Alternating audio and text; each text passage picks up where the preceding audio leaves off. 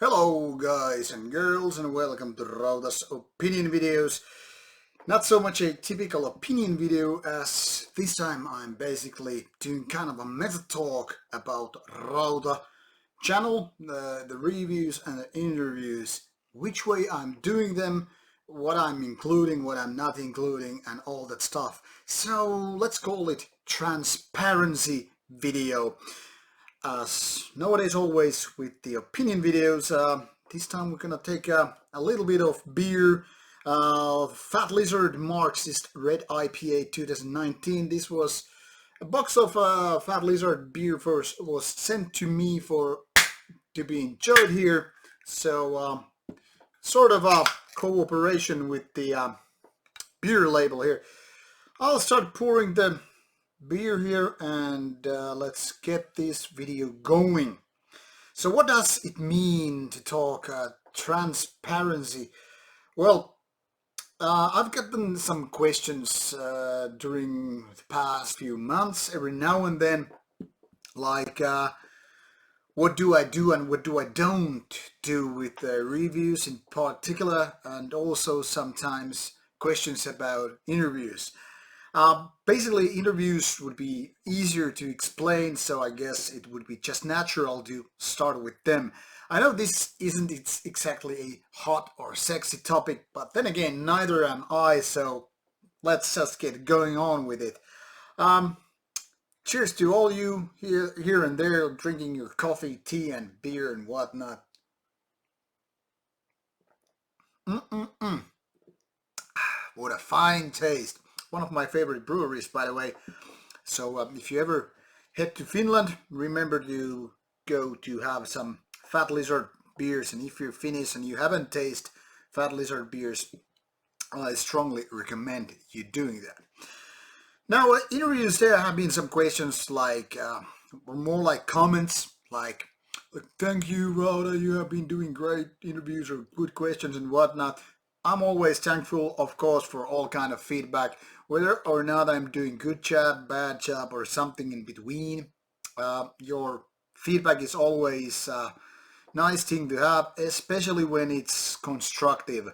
That is, doesn't really matter if it's negative, positive, but it means to me that you have some ideas like which way it could have been better, which way it could have been worse. Were there any funny moments or whatever? Did we have technical problems? Was there something else that kind of took your attention for a while? Because there's always, let's be honest about it, there's always room for improvement. I know I'm not doing a perfect job here. Well, technically speaking, this ain't no job but a hobby. So obviously, I could do a lot better. Be it about, graphical effects, sound quality, having a better face, better questions, better interviewees, whatever. There are always things that could have been done better, proper, whatever. Sometimes these are out of my hands. Like, for example, if I wanted to say interview a band vocalist or the main guitar player composer, I might have that kind of a wish or hope, but it's not like it's up to me which the band selects. Or sometimes I even may have interview already, agreed to do what time, but sometimes there are cancellations which are again, not up to me. So there are these kind of problems which are not very easy to solve when we have next to zero budget. That is, me and the camera people are just paying the expenses by ourselves, and as such we don't have always camera crew for every possible day, or I don't have the time to do interview with all the bands, because obviously I want to see some bands and the festivals and whatnot. But these are all just kind of excuses or reasoning why things are happening as they are. Now about reviews, well, this is a more complicated matter. I try to be brief and all that with this, but as you know me, I probably just talk too much. The thing with the reviews is I have basically one policy. honesty. Honesty is the best, and I think the only policy when it comes to reviews. It's not like I am expert on all the metal here. In fact, I'm not expert on anything, not even bullshit as much as I wanted to be. But the thing here is, I try to understand all the music I get for review, and I try to describe it to the best of my abilities, like it would make sense to you what is the music I have been listening to and all that stuff. But it's not that easy every time, because obviously when we're talking about music, that is not just easy to box and label and all that stuff. Like, say, this is fast melodic black metal. Now, everybody who has ever been listening to black metal obviously knows what I'm talking about if I say such words about some band or album. But when it's more about kind of more hipster, more avant-garde, more experimental, more progressive music, or combination of any of those, it becomes way more harder to just, try to explain a whole album in a mere few minutes. And also when there's things about production which are also not only factual things but are also matters of taste, it becomes difficult. Trying to describe vocals while not being native in English, it's also hard. Is it growling? Is it shrieking? Is it screaming? Is it shouting? What it is? It's not like always to find those proper words. And even if I would find all the proper words, it doesn't mean that you agree with me. I might consider some vocals like more like growling. You might feel it's more like gnarling or or something else. So it's so easy to just use wrong words and not get your message through. But sip time. Like I said, uh, honesty is the best policy, and that is everything to do with the integrity here. That is, I try to explain how I like some album or how I don't like it, the best of my possibilities and abilities. I try to explain why I don't like something or why I might like some album a little bit, but not all the way through. Like, what is the difference between a good album and a great album, or totally mind-blasting, awesome, super album? And what's the difference being, mediocre, relatively bad, or super crap? Because I don't use review scores here. I don't find them enjoyable because people so often, mistake them for being something else. I mean, I've been writing interviews for like past 17 years, and sometimes people just get disappointed with the review score. Oh, it's a 7. It must not be that good because it's only a 7. It's not an 8 or 9. And of course, this is related to culture as well. Like, for example, in Finland, in their school system, the basic school that everybody goes to, elementary school, we have numbers from these scores from 4 to 10, 7 being the kind of a mediocre, and 4 is like F for United States of America system, that is kind of a failure. From America you go from A to F, A being like 5 stars or whatever, like 10 in our elementary school system, and F being kind of like you didn't pass this test or whatever, and that is kind of like the Finnish equivalent of 4. Or if we go for 1 to 10, that would be the 1, like crappiest there ever is. Well, 10 would be this A or perfect score, or 5 out of 5. So obviously this use of score would be kind of would at the same time would be clear, like, hey, I'm rating this album 7 out of 10, so you get the idea. I didn't like all the way through, but it's quite good anyway. But at the same time, it's also confusing because everybody comes from a different part of the country, and Finns see these 7s kind of like disappointment because it's not great score in our school system, even though from 1 to 10 it's still quite good. Am I right? So that's also one of the reasons why I don't use the score. I mean, I might write a review about an album to a different place and rate it from 1 to 10 or 1 to 5 depending where I'm writing for, and on Rauta I just don't use the score. So it's kind of a tricky also, and sometimes that might lead me saying about album, this is quite good but not exactly great. and all that stuff. When it comes to describing production values, I might even like totally like some really crappy, raw, primitive output, say Ill album. Really crappy sound in the terms of being like factual thing. You know, I would never want to hear those kind of sound with say Cannibal Corpse or technical death metal bands such as Origin or Nile. But for Ill they make a whole lot of sense, and in that context, it is great. Now, also the same thing applies to other, way around. For example, what might be good for Origin, then again, or Nile, or I don't know, even some Nightwish, or Maiden, Metallica. That might be crappy sound for more primitive black metal band, or punk, hardcore, you name it. So these things, which are always kind of a context dependent, need to be addressed.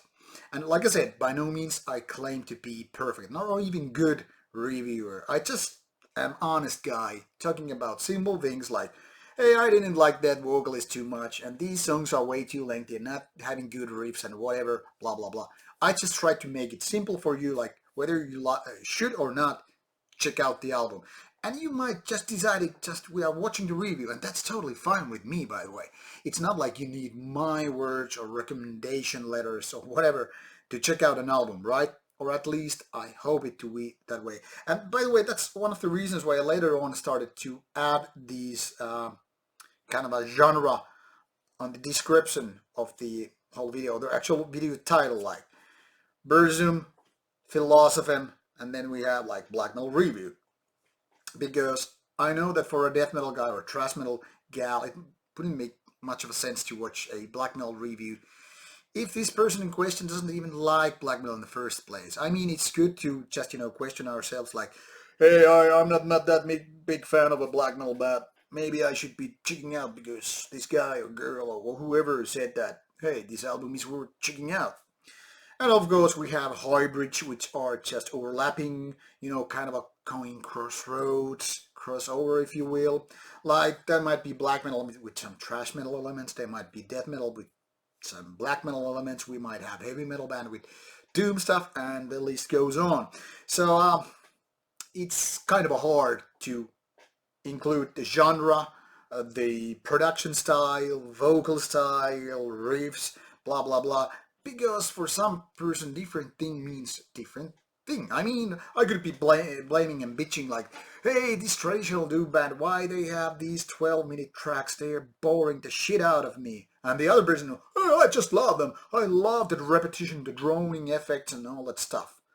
Or I might be like, hey, Iliarn is great making these 2-minute raw black metal riffs with just, 3 chords per riff, and having like 3 of those, and it's great. And somebody else is like, oh, that's just some crap. I want talent, I want melodies, I want proper, vocals, I want technicality, whatever.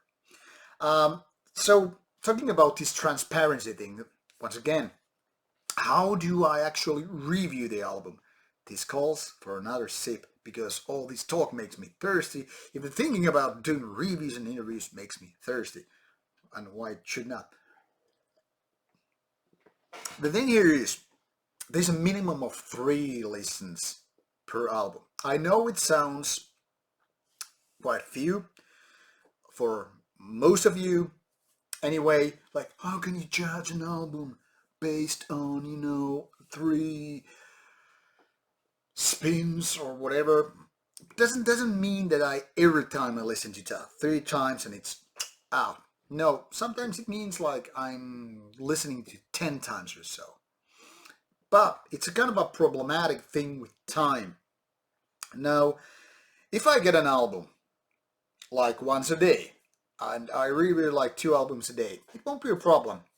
Quite soon I'm just finished and everything's done. But the thing here is, with Rauta, it seems I've gotten some attention, audience and following and whatnot, that people actually keep sending me more and more albums, which then again in kind of becomes a problematic thing. Like, I mean, it's not like some bands or labels send me only the newer stuff. but also some really old backlog, which I don't mind reviewing. But the thing here is, if I get sent like 20 CDs a week or vinyl tapes, doesn't matter, and I can only review like 5 albums here, or with Indie 5 like 10 albums a week. It's just my backlog is growing, and it becomes kind of a problematic for me to review everything. Not only because of in the terms of videos that I put out, which I think for most is just too much, but bear with me, you don't have to watch every video, and most of you don't. I think only a few will watch everything.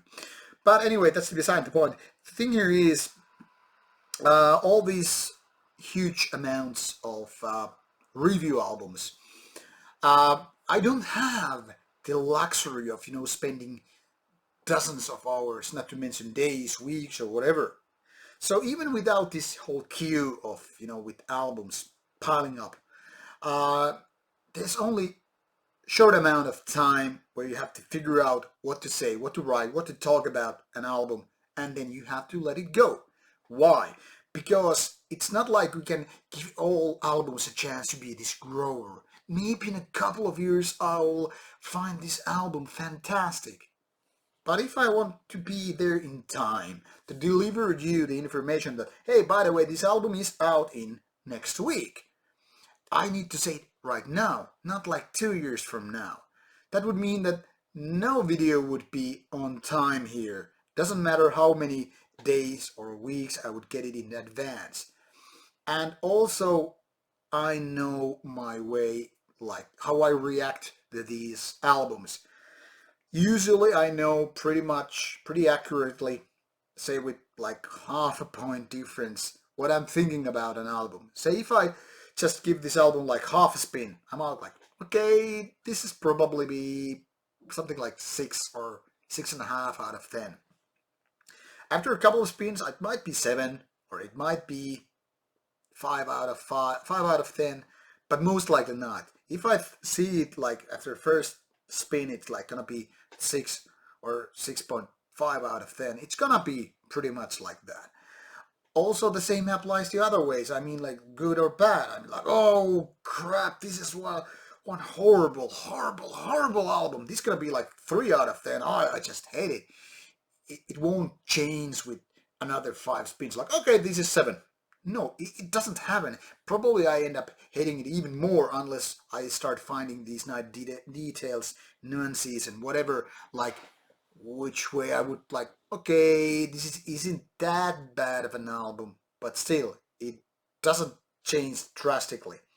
Also, the same applies with really good ones. I mean, if I'm like, okay, this is gonna be a 9er, I mean, this is one of the best albums I've heard in years, it's very unlikely that this effect will fade away and it will become like, I don't know, 7. So if I will find an album that I think it's like an 8 or 8.5 or whatever, it's gonna be pretty obviously that one after 3 spins, 5 spins, 10 years. Sometimes obviously I get, worn with some albums. I like, man, I used to like this album 15 years ago so much. But now ain't no 5 out of 5 album anymore. Maybe 4 out of 5. But these kind of things happen really rarely. So usually what I do is give this album or whatever release it is, doesn't matter, 3 to 5 spins. And that's it. That's the luxury I have, no more, no less. And it wouldn't even matter if I was doing this, like as my day job. Because obviously I don't get more hours no matter how much money I would make. I can't listen to music like 24 hours a day because I need to do my, chores, I need to sleep, I need to work out, whatever, make food. So there are things to be done. So usually I listen to something like 8 or 9 hours a day, depending on what my daily schedule is. And that usually means like a couple of reviews per work day. That is, usually weekends are off. But then again, when I'm driving the car, say to a gym or grocery store or whatever, I might be listening to some albums anyway, just because I have so huge load of them. So I'm listening to music in various places. I might be doing some, I don't know, work outside, like, changing tires. And I would put some music on with a, wireless Bluetooth speaker. Or I might be, you know, working inside here, listening to my stereo setup. I might be, listening to on my, headphones or on my car, in my car or whatever. So there are different ways I listen to music, but mostly it's inside using my hi-fi system.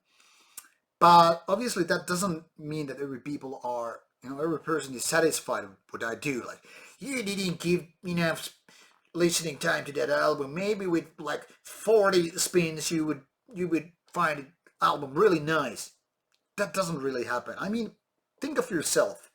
You put some music on, I don't know, YouTube or Spotify, give a couple of tracks, and you're like, nah, I'm not gonna buy that. It's not like you're gonna change it like, okay, I don't like these two tracks. I'm gonna listen to them like force feeding myself like 20 times. Maybe then I will buy that album. No, you don't.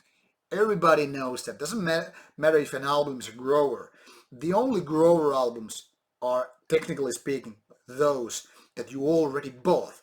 And whether or not you're listening to them just because you bought them or just because you actually like them, you might end up liking them way more.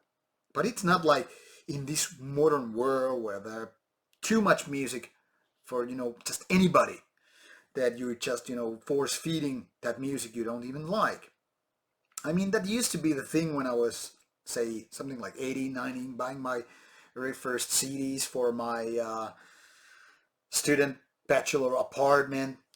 I had spent some 120 marks, Finnish marks, which is roughly 20 euros, maybe 20, 25 US dollars back then. I mean, if I had spent like that amount of money on an album, which I felt like after a couple of tracks in the local music store, I would like, okay, I'm gonna buy this. And then like, man, I don't know, I'm not sure if I'm gonna like this. And then you might be just force feeding that music like in hopes that you will actually start liking that. I remember that happening with the Dark Tranquility debut album Skydancer back in the days. First I was like, yeah, this is good. And after a couple of streams, like, oh, man, I don't know if I like this. This is way too kind of a chaotic. I don't know if I like these kind of a scream vocals. It's not exactly black metal, but it's kind of extreme metal, but it's kind of like too random. And obviously I didn't have the experience of thousands of different metal albums throughout the years. So it's kind of a green back then, kind of a newbie.